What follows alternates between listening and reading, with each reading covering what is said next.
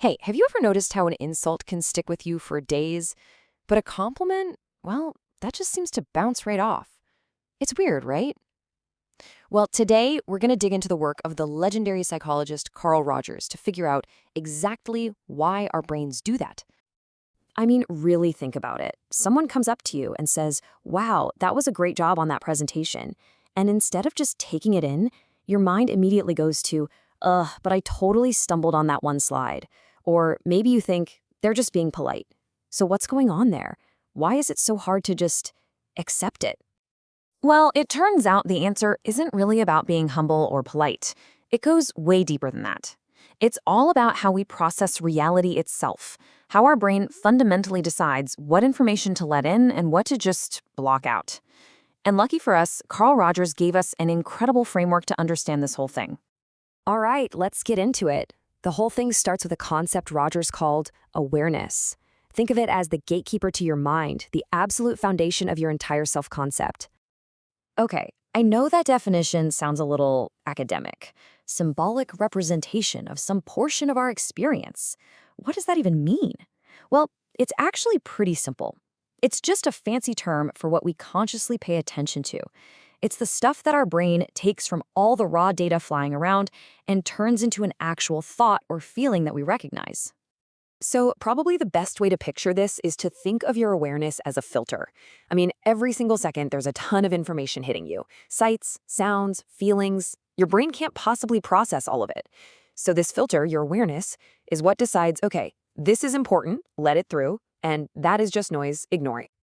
So how does this filter actually work its magic? Well, Rogers said that any experience we have gets sorted into one of three levels. This is how reality either gets through the filter or it doesn't. So basically, an experience can be ignored completely, it can be accepted just as it is, or, and this is the important one, it can get distorted or reshaped.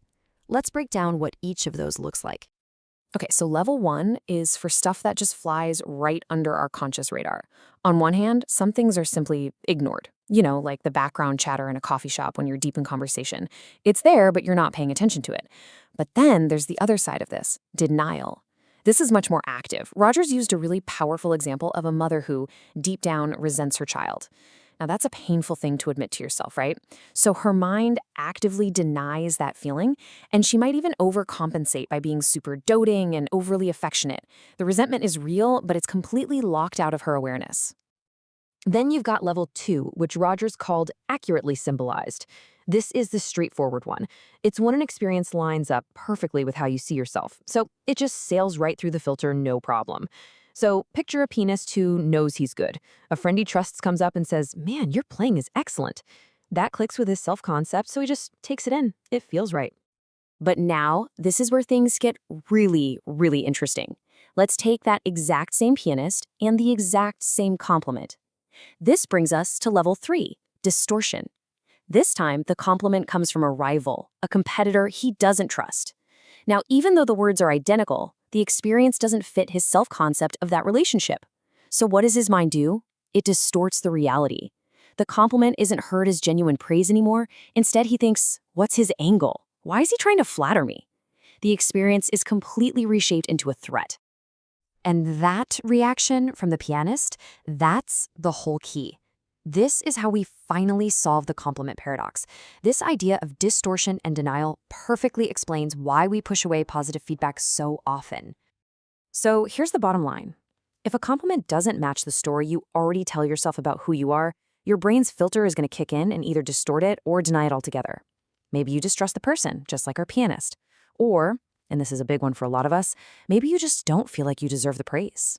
Rogers even noted something else pretty sharp.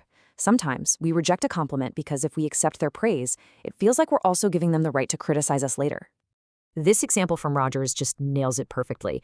He talks about a student who has a core belief that she's just inadequate. So she gets a fantastic grade on a test, which is clear, hard evidence that she's actually very capable. But her brain can't just accept it. Why? Because it clashes violently with her self-concept. So what does? She distorts it. She tells herself, oh, well, the class was just easy, or the other students didn't even try, or the teacher is just a pushover. She finds any reason she can to explain away the success, all to protect that negative but familiar image of herself. Okay, so this is all fascinating for understanding people, but the real power here is turning the lens on ourselves, right? It's about taking a hard look at our own mental filters. What positive things, what genuine bits of praise or success might you be distorting or denying just because they don't quite fit the story you've been telling yourself? So here's the challenge.